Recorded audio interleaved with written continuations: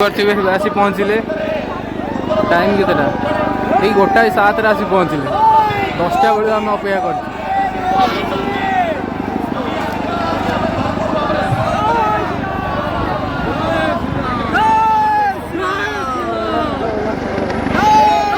लोक देखिपे केते संख्यार आसुन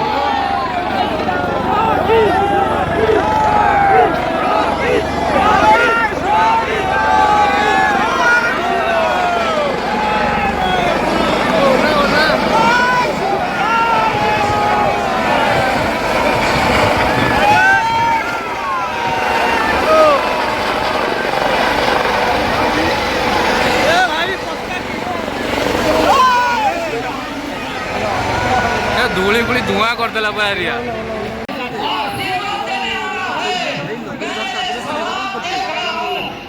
लोक कौ संख्यार देखिपे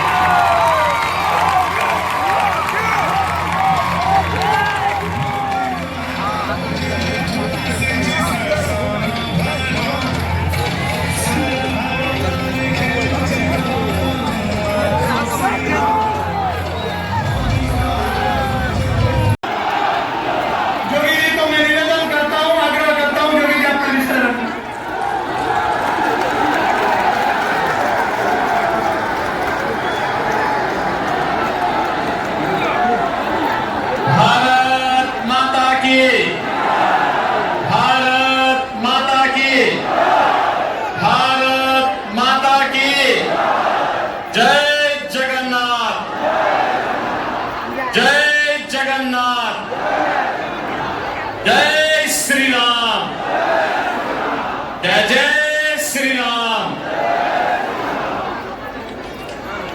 एथी उपस्थित समस्त मान्यगण्य व्यक्ति ओडिया कहते पूरा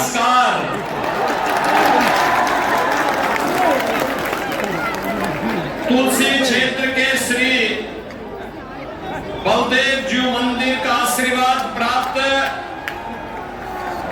उड़ीसा के केंद्रपाड़ा की जनता का मैं हृदय से स्वागत करता हूं, अभिनंदन करता हूं।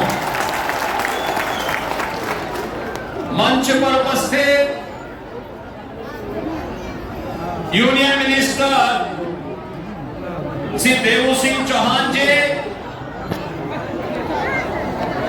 भारतीय जनता पार्टी के केंद्रपाड़ा से हमारे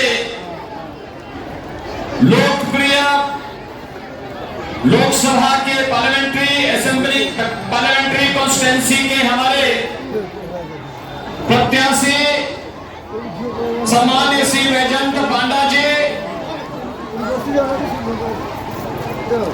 असेंबली कॉन्स्टिट्यूंसी से जुड़े हुए भारतीय जनता पार्टी के हमारे प्रत्याशीगण श्री सुमंत कुमार गणेश जी, अरविंदम राय जी,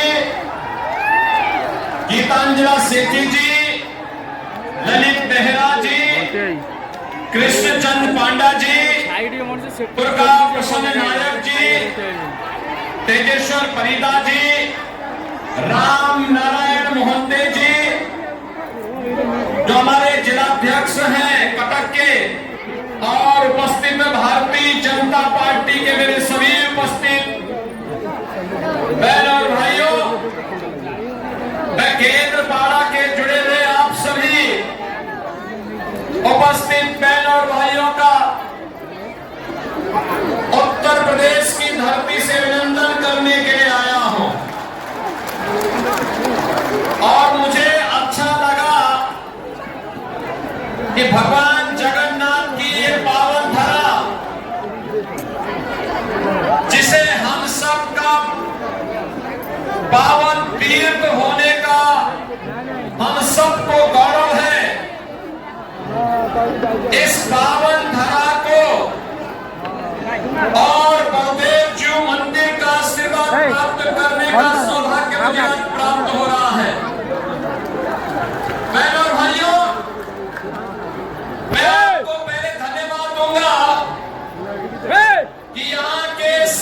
शासन प्रशासन की तमाम बाधाओं को तोड़ करके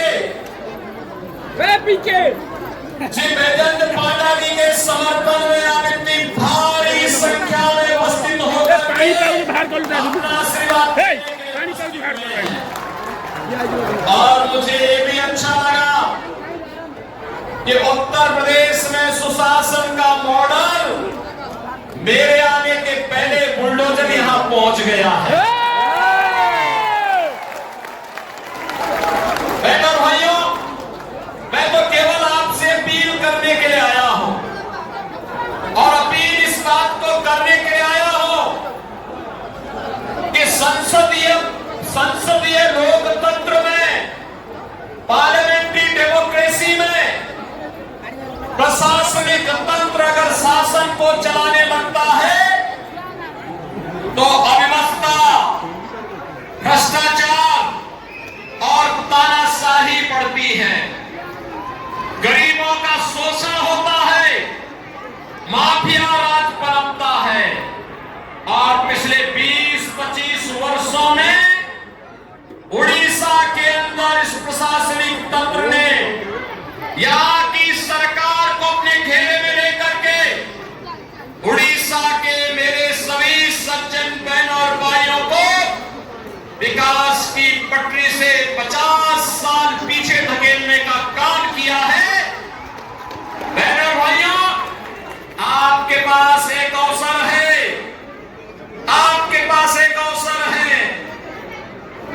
डबल इंजन की सरकार जैसे उत्तर प्रदेश के अंदर कार्य कर रही है, ऐसे ही डबल इंजन की सरकार उड़ीसा में लाने के लिए बेजंग पांडा जैसे सुयोग्य लोगों को चुनाव जिता करके भेज करके सुशासन की आधारशिला को सुदृढ़ करवाने के लिए अपील करने के लिए ही मैं आज आपके बीच आया हूं।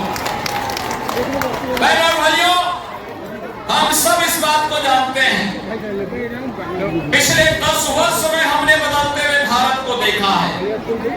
प्रधानमंत्री मोदी जी के नेतृत्व में आज एक नए भारत का दर्शन हो रहा है।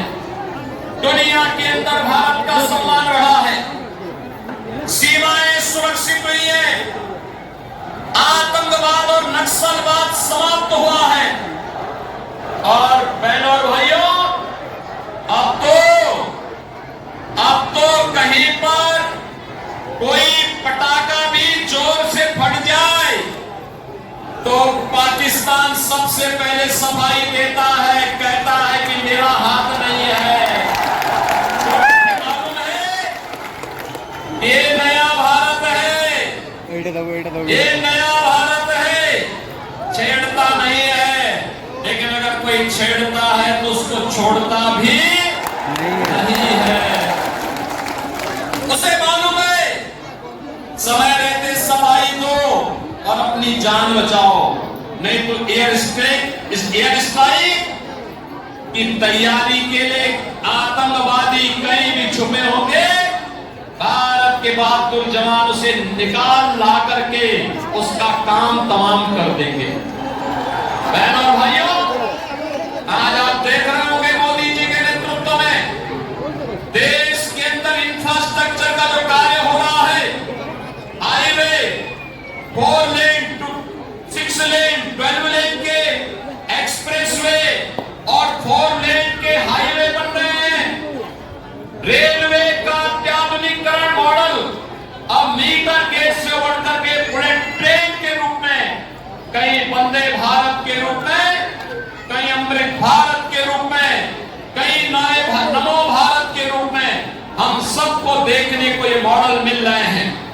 बहनों और भाइयों, IIT, IIM, AIIMS, IIIT, NIT और वर्ल्ड क्लास यूनिवर्सिटी का एक लंबा अच्छा ढांचा भारत के अंदर विगत 10 वर्ष के अंदर खड़ा हुआ है। आपने देखा होगा एयर कनेक्टिविटी को कितना बेहतर मोदी जी के नेतृत्व में हुआ है। देश की आजादी के पहले से लेकर के 2014 तक जितने एयरपोर्ट भारत के अंदर बने थे, 10 वर्ष में उससे ज्यादा एयरपोर्ट मोदी मोदी जी के नेतृत्व में देश के अंदर बने हैं। एक तरफ highway, railway, waterway, airway, metro जैसी अत्याधुनिक सुविधाएं जनता जनार्दन के लिए तैयार है। वहीं दूसरी ओर गरीब कल्याणकारी योजनाओं को भी जिस तेजी के साथ भारत के अंदर लागू किया गया है वह बहनों और भाइयों आपके सामने है। भारत दुनिया का अकेला देश है जो 80 करोड़ लोगों को फ्री में राशन दे रहा है। और आश्चर्य है कि राशन भेजते मोदी जी हैं और यहाँ नवीन पटनायक के नौकरशाह उस पर अपना नाम चस्पा करते हैं। पैसा दिल्ली से आता है लेकिन यहाँ की सरकार गुमराह करती है। याद करिए और भाइयों, 60 करोड़ लोगों को देश के अंदर आयुष्मान भारत में 5 लाख रुपए का प्रतिवर्ष स्वास्थ्य का लाभ प्राप्त हो रहा है। लेकिन उड़ीसा के अंदर आयुष्मान भारत की सुविधा नवीन पटनायक सरकार ने लागू नहीं होने दी क्योंकि यहाँ पर तमिल बाबू उसको लागू नहीं होने देना चाहते हैं। डायरेक्ट पांड्या नार कहूँ तो कमीशन बाजी बंद हो जाएगी। और भाइयों यही नहीं, आज आप देख रहे हो कि मोदी जी के नेतृत्व में जो कभी कांग्रेस कहती थी ना, एक प्रधानमंत्री कांग्रेस के समय में हुए थे, उन्होंने कहा था 100 पैसा भेजता हूँ जनता तक पूरा पैसा पहुँचता है। मोदी जी ने डिजिटल पेमेंट के माध्यम से और डीबीटी के माध्यम से आज ये सुनिश्चित कर दिया है कि दिल्ली से चलने वाला 100 रुपया वह गरीब के खाते में जाएगा। मध्यस्थता समाप्त, बीच में कोई नहीं आपके पैसे में कोई डकैती डाल पाएगा। लेकिन बहनों और भाइयों, आज किसान को किसान सम्मान निधि, गरीब के लिए तमाम प्रकार की सुविधाएं, हर गरीब के घर में शौचालय और देश के अंदर 10 करोड़ परिवारों को उज्ज्वला योजना का एलपीजी का कनेक्शन भी प्राप्त हुआ है। यही नहीं, आज तो पीएम आवास योजना में देश के अंदर 4 करोड़ लोगों को मकान मिल गए हैं। मोदी जी ने कहा है अगले 5 वर्ष में जितने भी बचे होंगे उनको भी एक आवास सुविधा प्रदान करेंगे, सभी को आच्छादित करेंगे, 100% रिजर्वेशन के लक्ष्य को प्राप्त करेंगे और करवाने का काम करेंगे। कार्य करने की इच्छा शक्ति होनी चाहिए। लेकिन यहाँ पे तो आश्चर्य होता है, नवीन बाबू पता नहीं इस उम्र में क्या कर रहे हैं, कैसे उड़ीसा के स्मिता के साथ खिलवाड़ हो रहा है। यहाँ पर स्वामी लक्ष्मणानंद के हत्यारों पर सरकार प्रश्रय देती है, तुष्टीकरण के हत्यार करती है। और आज यहाँ पे जो नौकरशाह भाभी हैं उन लोगों ने लैंड माफिया को, सैंड माफिया को, कोल माफिया को, माइनिंग माफिया को प्रश्रय देकर के उड़ीसा के युवाओं के भविष्य के साथ खिलवाड़ करने का भी कार्य कर रहे हैं। उड़ीसा के संसाधनों को लुटवाने का काम कर रहे हैं। और भाइयों, यही नहीं, मुझे आश्चर्य होता है यहाँ पे तो पावर जनरेट होती है, उड़ीसा को महंगे दाम पर दी जाती है लेकिन दूसरे राज्यों को सस्ते दाम पर दी जाती है। क्या अराजकता है ये? अराजकता इसलिए क्योंकि नवीन बाबू इन नौकरशाही के चक्कर में पड़ गए हैं और उनको इन लोगों के द्वारा गुमराह किया जाता है। इसलिए बहनों और भाइयों, आपने इतना लंबा समय नवीन पटनायक जी को दिया है लेकिन इससे उड़ीसा विकास नहीं कर पाया। बहनों और भाइयों, आज आप यूपी को देखिए, यूपी 2017 के पहले इसी प्रकार के माफियाओं के शिकंजे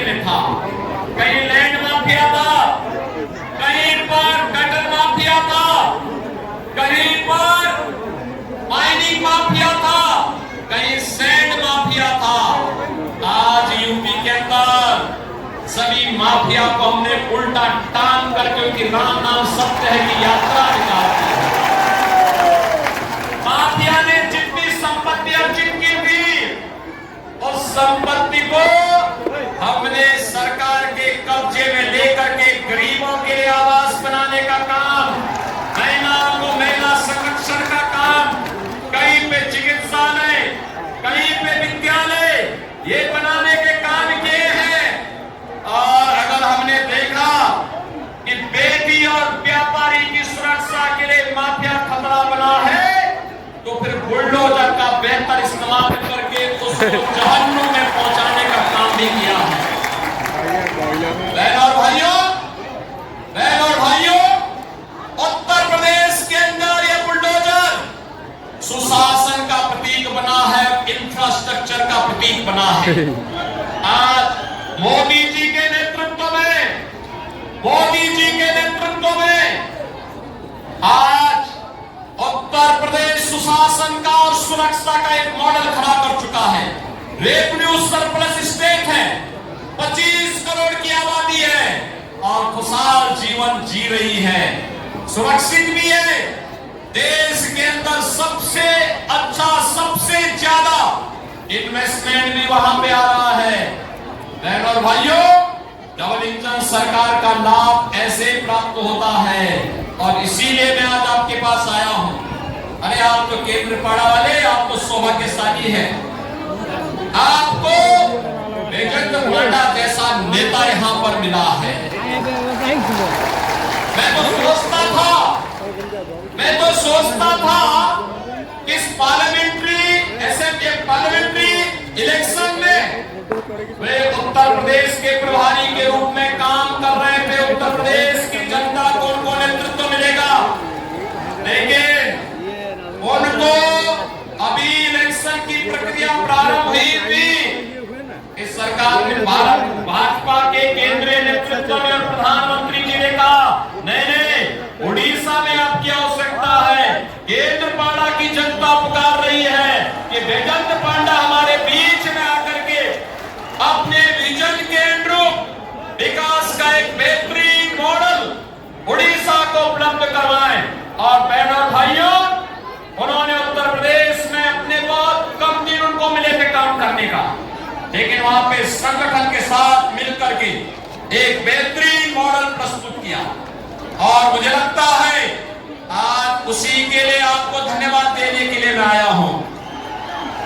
बेजंत पांडा उड़ीसा ने पैदा किया है, उड़ीसा की देन है, जिसके कारण आज जब वे पार्लियामेंट में बोलते हैं, आज जब वो देश के अंदर किसी राज्य में जाकर के बोलते हैं तो उड़ीसा का नाम होता है, उड़ीसा का सम्मान होता है, उड़ीसा के बारे में लोगों की अच्छी धारणा बनती है।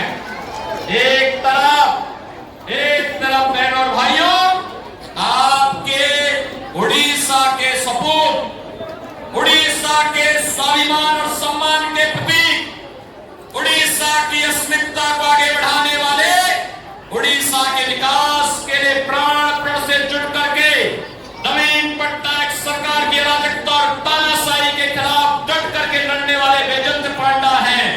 और दूसरे तरफ उड़ीसा की अस्मिता के साथ खिलवाड़ करने वाले ये तमिल बाबू हैं, जो बहन और भाइयों, जिनका उद्देश्य विकास नहीं, उड़ीसा को पछाड़ना है, कुछ उड़ीसा को आगे नहीं बढ़ाना है। ये जो तमिल बाबू है ना, ये तो घुसपैठ करवाएंगे, यहाँ बांग्लादेशी घुसपैठी आएंगे, यहाँ पे धर्मांतरण की मतांतरण की गतिविधियां बढ़ेंगी, अराजकता बढ़ेगी और फिर ऐसे ही किसी स्वामी लक्ष्मणानंद को असमय इनका शिकार होना पड़ेगा। बहन और भाइयों, ये स्थिति ना आने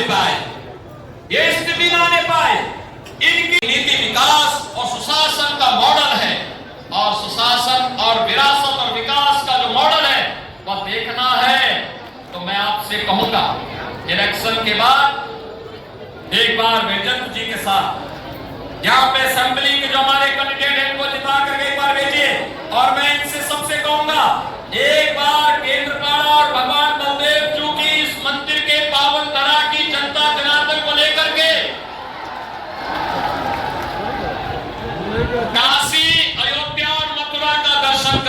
आप आइए। आज आप काशी आएंगे बहनों और भाइयों, आज आप काशी आएंगे ना, तो काशी में आपको एक नई काशी दिखाई देगी, एक नई काशी। मोदी जी के नेतृत्व में काशी का कायाकल्प हुआ है। और आज आप अयोध्या आएंगे, आपको लगेगा कि प्रभु राम साक्षात प्रकट होकर के आशीर्वाद दे रहे हैं। अयोध्या में देखने को मिलेगा। आप मथुरा में आएंगे तो आपको लगेगा कि भगवान जगन्नाथ, भगवान बलभद्र जी, माता सुभद्रा तो जगन्नाथपुरी में विराजमान है, लेकिन आशीर्वाद मथुरा में प्राप्त हो रहा है। देखेंगे आप क्या भाव आपको देखने को मिलेगा। ये है कायाकल्प, और उसी के लिए आज हम आपके पास आए हैं। वोट आपका है बहनों और भाइयों, देश आपका है, चुनाव भी आपका है, भविष्य भी आपका है, देश भी और प्रदेश उड़ीसा भी आपका है, फैसला भी आपका है, और एक वोट भी आपका है। आपका एक वोट उड़ीसा और भारत की तस्वीर और तकदीर को बदल देगा। और इसीलिए मैं आपसे अपील करने के लिए आया हूं। 5 चरणों के चुनाव संपन्न हो गए हैं बहनों और भाइयों। 5 चरणों के चुनाव में देश के अंदर अलग अलग राज्यों में मुझे जाने का अवसर प्राप्त हुआ, और मैं एक बात कह सकता हूं, एक ही नारा गूंज रहा है अपने देश में, एक स्वर में लोग बोल रहे हैं कि फिर एक बार, फिर एक बार, फिर एक बार मोदी सरकार। और अब की बार 400 पार। तो 400 पार में केंद्र पाड़ा भी होना चाहिए। एक तो मैं अपील करने के लिए आया हूं। दूसरा है, जब नवीन बाबू 400 पार का नारा सुनते हैं तो पूछते हैं ये 400 कैसे? तो हम कहते हैं भाई आप तो 21 में ही लड़ पा रहे हैं, तो आप तो सरकार बना नहीं पाएंगे, तो आप लड़के करेंगे क्या? मैं आप तो लड़ नहीं पाएंगे, सरकार बना नहीं पाएंगे, तो लड़के करेंगे क्या? और इसलिए बहनों और भाइयों, इन लोगों को सबको इस बात के लिए चक्कर आता है, इनका दिमाग घूमता है। 400 बीजेपी 400 पार करेगी। हमने कहा 400 पार, जनता जनार्दन कहती है 400 पार।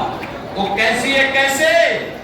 तो जनता जनार्दन की ओर से यही आवाज निकलती है कि राम भक्त ही राज करेगा दिल्ली के सिंहासन पर।